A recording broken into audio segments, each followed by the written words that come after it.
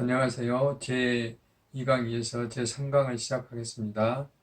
코로나19 때문에 연일 고생이 많으시죠? 여러분들 늘 건강 조심하시기 바랍니다. 3강의 강의 주제는 생물종의 다양성이 되겠습니다.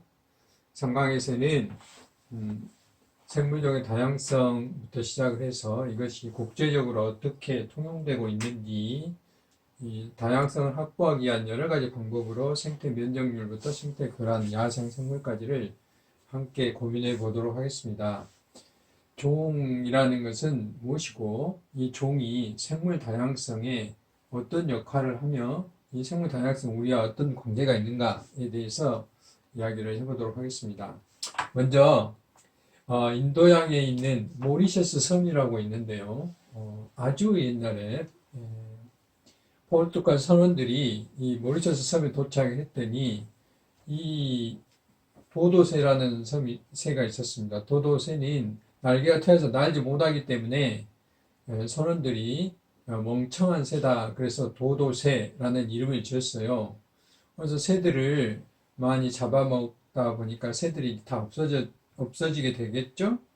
도도새는 이 카바리아 나무 의 열매 이렇게 호두보다 훨씬 더 단단하거든요. 이걸 먹고 이 도도새가 배설을 하면 이게 이렇게 갈라져서 씨앗이 번식을 하는 유일한 수단이었어요.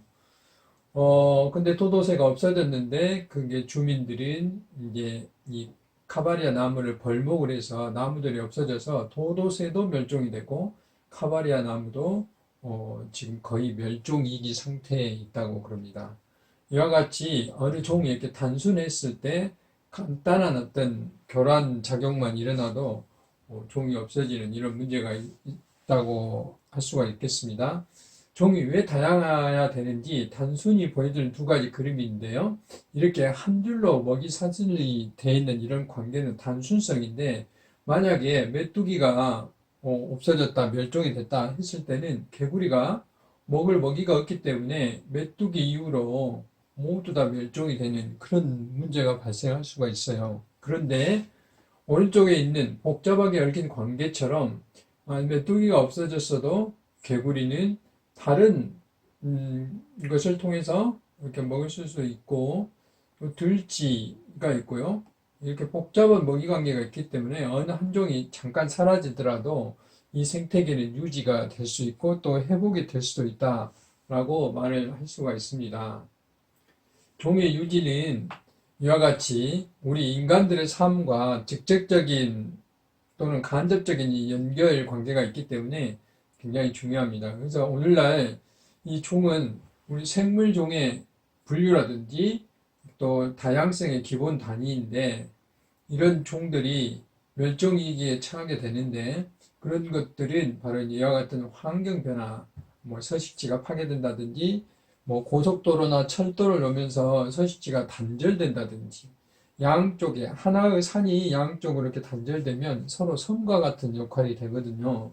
또 환경 오염, 기후 변화 이와 같은 것들을 계속 반복되다 보면은 종이 없어지고 다양성이 감소되고, 그러면서 생태계 전체가 자연성을 상실하게 되는 것이죠.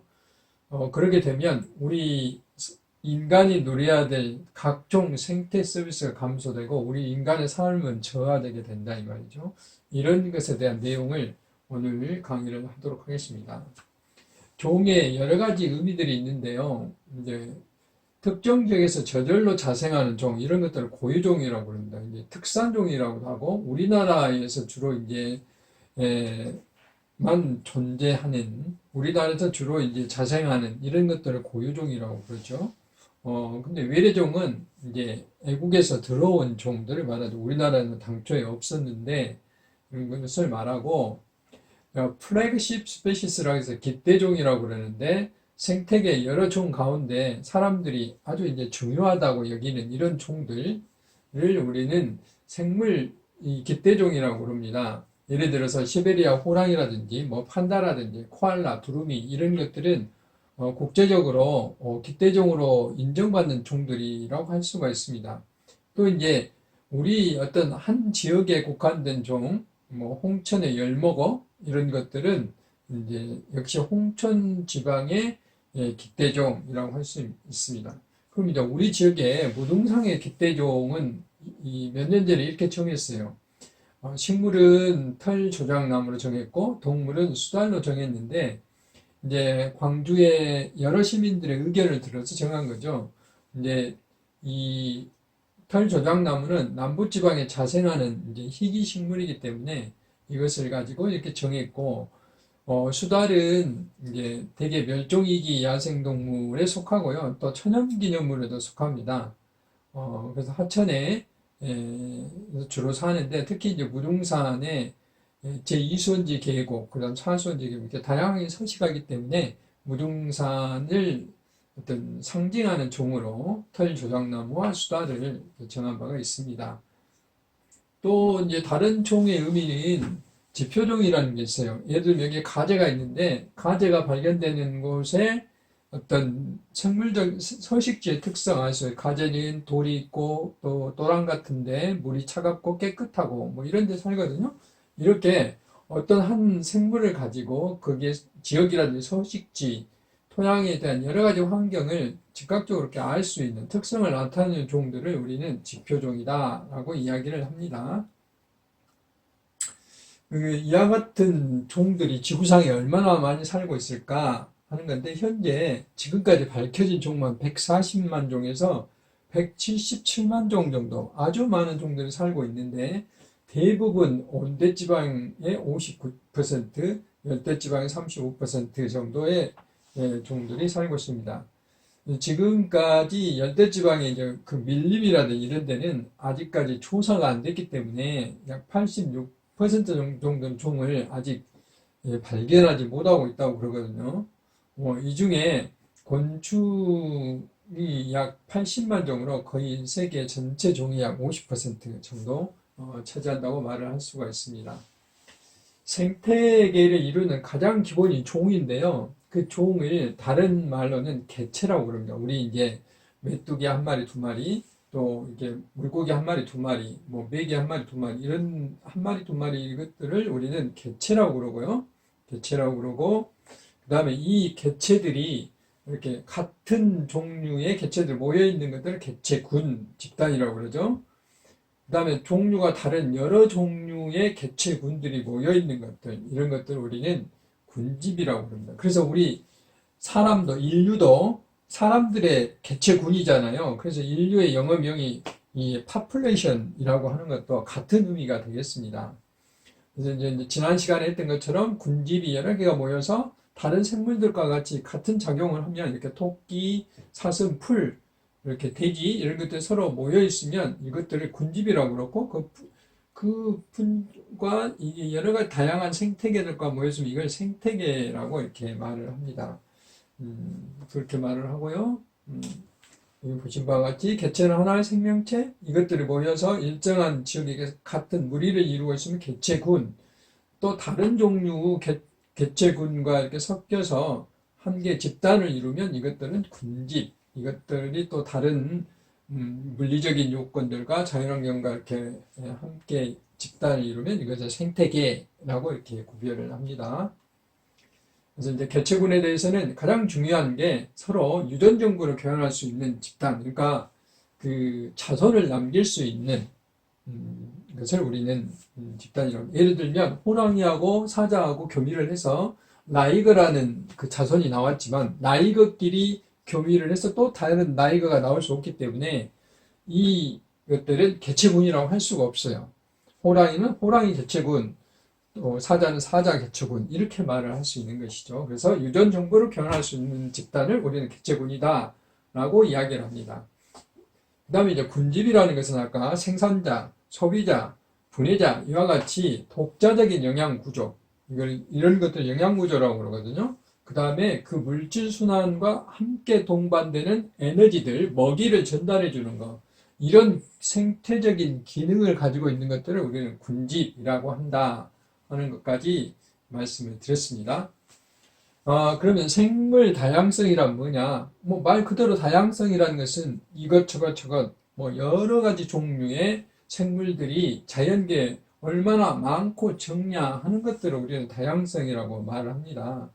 그래서 그 다양성의 의미는 얼마만큼 생물 종별로 개체수가 많이 분포하고 있는가, 이것들이 먹이 그물 상태로 얼마만큼 상호 관계로 얽혀져 있는가, 이런 것들을 말합니다.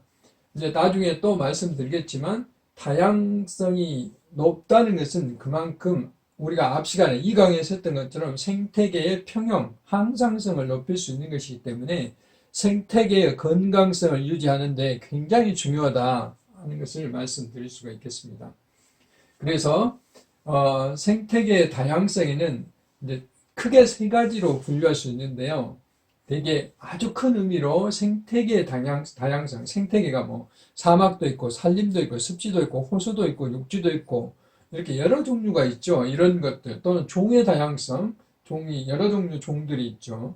그 종 안에서도 유전자체가 여러 개로 나눌 수가 있는데 사람마다 뭐 눈동자의 색이 다르다든지 머리카락이 다르다든지 이런 것들은 유전자의 그 다양성이라고 할 수 있습니다.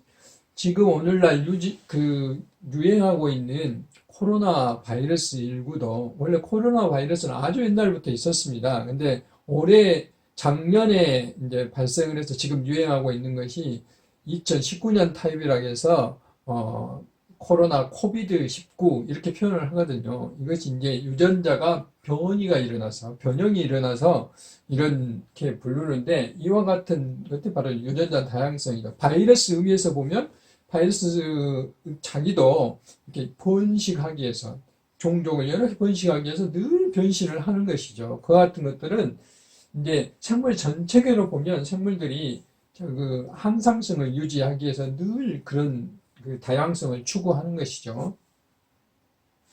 그래서 다양성의 유형에는 앞에서 설명했다시피 유전적인 다양성, 그다음 이것들이 모여져서 종 다양성이 되고 이걸 또 모여져서 생태계 다양성 이렇게 이룰 수가 있겠습니다.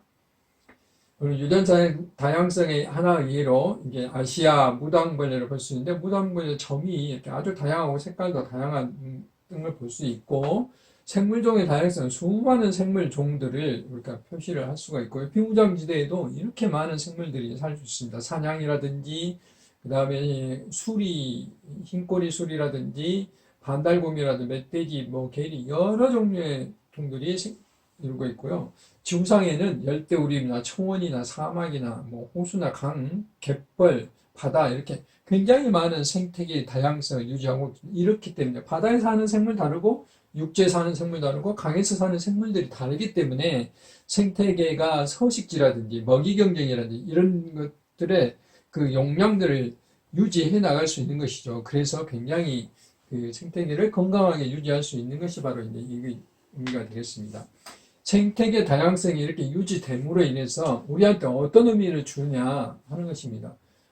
산림이 유지가 되기 때문에 기후가 안정화되고 또 우리가 가축이라든지 또는 그 화분, 수분 작용을 해서 열매를 맺게 해준다든지 또는 산이 황폐화되는 침식을 방지해 준다든지 여러 가지 물질 순환의 유전자분 같은 것들 우리한테 연료, 식량, 목재, 식수, 휴양 또 홍수 조절 같은 다양한 어떤 우리한테 도움을 주거든요. 이런 것들 한마디로 생태계 서비스라고 그래요. 이런 것들이 바로 생물 다양성의 가장 중요한 기능이다라고 이야기를 할 수가 있습니다.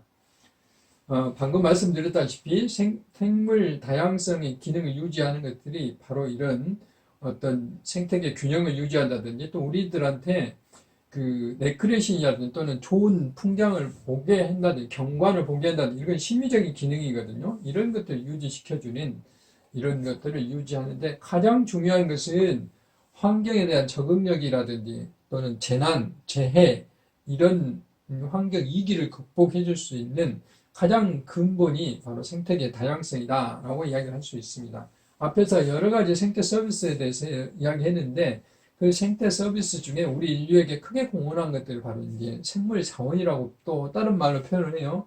그리고 이제 식량이라든지 곡식 그다음 우리한테 섬유를 주는 면, 목화라든지 또는 의약품, 주목, 뭐 여러 가지 지금 우리 인류가 사용하고 있는 그 의약품의 거의 70, 80%가 이런 생물 자원에서 유래가 됐다고 그럽니다.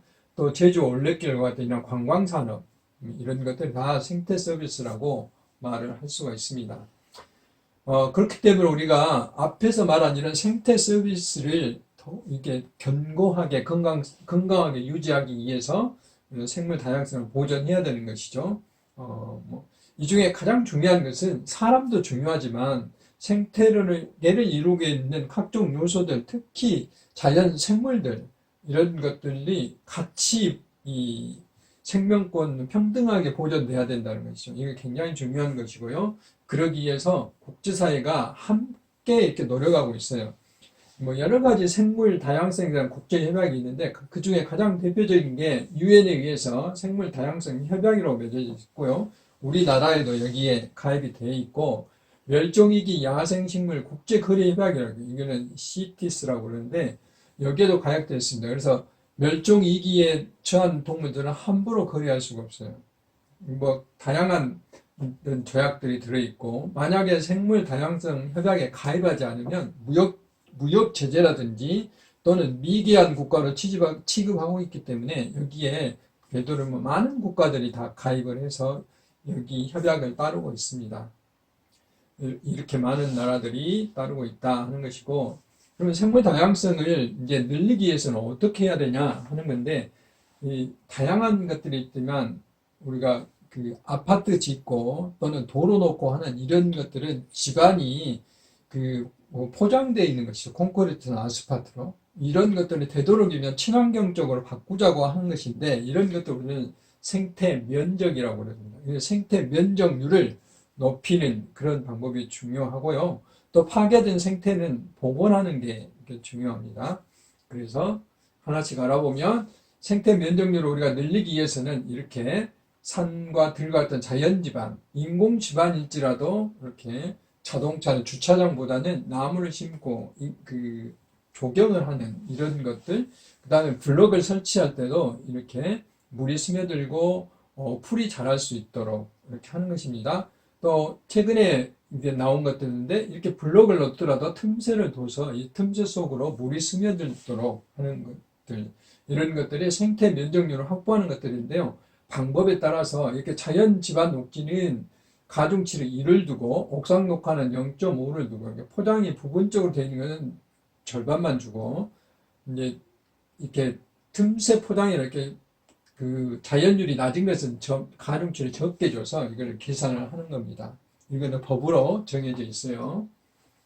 그 다음에 이제 비오톱이라는 개념이 있는데, 우리가 연못이라든지 또는 어디 강의 습지라든지 이런 것들이 있죠. 이런 공간들을 우리 비오톱이라고 그러는데, 비오톱은 바로 이제 바이오스, 생명하고 토푸스, 땅이라는 것이죠. 이 두 가지를 합쳐서, 생명과 땅이 합쳐서 어떤 하나의 공동체를 이루는 것, 곧 서식지를 말하는데, 비오톱이 많으면 많을수록 생태계의 다양성이 유지가 잘 될 수가 있는 것이죠. 그 다음에 이제 우리가 도로를 놓는다든지 철도를 놓는다든지 했을 때 양쪽 구간이 단절되는 문제가 생겨요. 그럼 그걸 연결해 줘야 돼요. 동물들이 이동할 수 있는 것이죠. 단절이 된다는 것은 이쪽 지역과 저쪽 지역을 섬을 만들기 때문에 생물들이 서로 이동을 못하면 유전적으로 굉장히 단순해져서 나중에 문제가 생길 수가 있습니다. 그래서 그거 연결해 준 건 생태 통로라고 그럽니다. 그래서 이렇게 터널형이라든지 또는 다리형이라든지 여러 종류로 이렇게 나눌 수가 있습니다. 그래서 이게 다리형의 설계인데, 평소에 생물들이 또는 동물들이 잘 지나다닐 수 있도록 거의 자연과 유사하게 다리 위쪽을 꾸며줘야 되고요. 이런 방식으로. 그 다음에 생물의 종류에 따라서 개구리나 두꺼비 같은 종류들이 지나다닐 수 있도록 조그맣게 만들어야 되지만, 이제 포유류, 멧돼지라든지 고라니라든지 이런 종류들이 지나갈 때는 훨씬 더 크게 이렇게 만들어야 되겠습니다. 그 다음에 생태 복원은 연결이거든요. 이렇게 하천에 상류와 중류와 하류는 각각 독특한 생태계, 생물들이 사는 것들이 각각 다릅니다. 그 이유는 물의 유속, 또 경사, 이게 다르기 때문에 이쪽은 그늘도 많고 바위도 많고, 이쪽은 모래가 많고 진흙이 많고, 이렇기 때문에 생물들의 서식지, 생물 특성이 각각 다 달라져요. 근데 이걸 여기다 댐을 막는다든지 보호를 막으면 단절이 되거든요. 그럼 물고기가 올라가지 못하고 물이 오염될 수도 있고 이런 것들을 연결시켜 주는 것들을 이제 종적 단결 네트워크 연결이라고 그러고 하천에 이제 횡적 우리는 이쪽을 우리 하천변이라고 그러죠. 하천에 양 옆을 서로 이제 건강하게 연결해 주는 거, 이걸 횡적 연결이라고 해요. 이것들을 이렇게 자연적으로 복원해 주는 것들을 우리는 생태 복원이라고 그렇습니다. 그래서 이런 것 중에 하나가 또 이제 습지가 있는데 이거에 대해서는 나중에 습지 시간에 자세히 이야기했지만 이렇게 많은 곳들을 이제 이란에 있는 남사르에서 습지 보존을 하기 위해서 특히 습지를 찾아오는 새들을 보존하기 위해서 만든 게 남사르 협약인데 여기는 다음에 기회가 있으면 말씀을 드리도록 하겠습니다. 우리나라 1호의 남사르 습지는 강원도에 있는 대암산이라고 있는데 고산지대에 이런 습지가 있어서 특별히 보호를 해야 된다고 해서 이거는 우리나라 1호로 지정이 된 바가 있습니다. 그 다음에 이제 습지가 없는 곳 또는 파괴된 곳은 이렇게 인공적으로 습지를 만들 수도 있거든요. 근데 이제 멸종종들이 없어지면 생태 다양성이 줄어든다고 그러는데 이런 것들은 이제 우리가 멸종위기종이라고 그럽니다. 멸종위기종은 생태학적인 멸종이 있고 이것은 우리가 개체수가 감소돼서 이걸 잘 볼 수 없는 것이고 생물학적인 멸종은 아예 지구상에 다 없어져서 아예 있질 않는 것 또는 지역적인 멸종은 우리나라에는 있고 다른 나라에는 없는 거 뭐 이런 것입니다. 이 강에서 말씀드렸다시피 호랑이 같은 건 우리나라 굉장히 많은데 다른 나라에는 아예 없어요. 그래서 세계적으로는 이게 이제 보호종이죠. 절대 보호종입니다. 근데 우리나라는 유해종이죠. 이런 차이가 좀 있습니다. 멸종의 요인은 이와 같이 과도한 개발, 그 다음에 서식지가 없어진다든지 또는 기후변화 이런 다양한 원인에 의해서 멸종이 일어나게 되고요. 가장 많은 것은 우리 사람들의 행위에 의해서 잡아서 죽여서 먹는다든지 이런 남획 채취 또는 서식지를 파괴시킨다든지 뭐 공장을 짓는다든지 또는 뭐 아파트를 짓는 이런 것들이 가장 큰 원인이에요. 그래서 우리나라는 멸종위기 야생동물을 1급, 2급으로 나누는데 1급은 곧 없어질 것이고 2급은 지금처럼 보존하지 않으면 없어질 위험이 많은 것들을 말합니다. 세계 자연보호연맹에서도 이렇게 절멸 야생동물에서 빨간색, 주황색, 노란색으로 해서 국제적으로 이것을 보존하고 있고 멸종위기 이 종들을 함부로 거래할 수 없도록 이렇게 만들기 우리가 세계적으로 이렇게 보호를 하고 있습니다. 우리나라 멸종위기 종들에 대한 내용들이 되겠습니다. 참고로 하시고요. 그래서 이제 우리나라가 선진국이 됐기 때문에 이런 멸종위기종을 다시 복원하는 노력들을 계속 하고 있거든요. 지리산에 있는 반달곰 많이 들어봤죠? 월악산의 사냥, 소백산의 여우, 황새, 따오기 이런 것들을 지금 2012년부터 꾸준히 해서 지금 복원에 성공한 종들입니다. 그 다음에 이제 애국에서 들어온 그런 많은 생물들이 우리나라에 천적이 없기 때문에 아주 기하급수적으로 늘어나서 우리나라 생태계를 파괴하는 문제, 교란시키는 문제가 있는데 대표적으로 황소개구리, 뭐 붉은기 거북, 뭐 돼지풀 이런 것들이 있거든요. 근데 이런 것들을 보면 돼지풀 같은 경우는 인체 피해, 알러지를 일으키기도 하고 또 경제적인 피해는 털물 참새피인데 우리나라도 피가 있죠. 벼농사할 때 문제가 되는데 근데 외국에서 들어오는 철물 참새피나 물 참새피 이런 것들은 기하급수적으로 늘어나서 농사를 못 짓게 하고 습지를 육지화 시켜준다든지 이런 문제를 만들거든요. 그 다음에 이제 생태계를 교란하는 것은 앞에서 말씀드렸다시피 뭐 베스 뭐 이런 것들은 이제 그 물속에 있는 우리나라의 많은 그 물고기들을 다 잡아먹어 버려서 자기가 왕노릇하고 이런 문제가 있는 것이죠. 그래서 이런 것들을 생태계 교란 생물이라고 그렇습니다. 그 다음에 이제 오랫동안 우리나라에 들어와서 아까 특산종 고유종이라고 그러는데 고유종은 우리나라에서 나서 자생하는 것 이런 것들을 자생종이라고 그러는데 그것이 이제 토착종으로 되고 고구마라든지 고추라든지 이건 외국에서 들어왔지만 이미 우리나라화가 돼 있는 기화종이라고 그러죠. 이렇게 하고요. 그다음 최근에 들어온 종들은 이제 외래종 이렇게 나눌 수가 있습니다.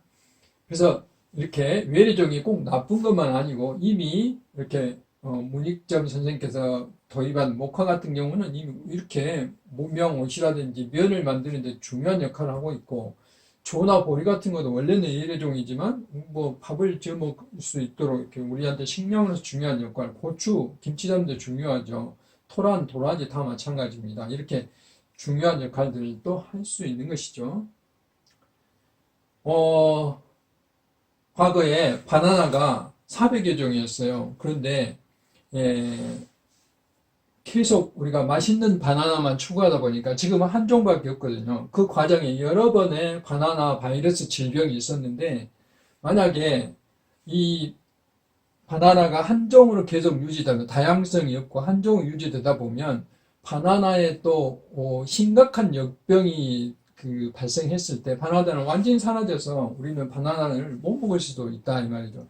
이와 같이 어떤 단순한 한 가지 종으로만 쭉 유지되다 보면 그 종이 사라질 수도 있다 하는 것이죠. 그래서 생태계에 대한 서비스가 완전히 사라져서 우리 인간의 삶의 질이 아주 낮아질 수도 있고 심할 때는 우리 생명을 빼앗길 수도 있다 하는 것이죠.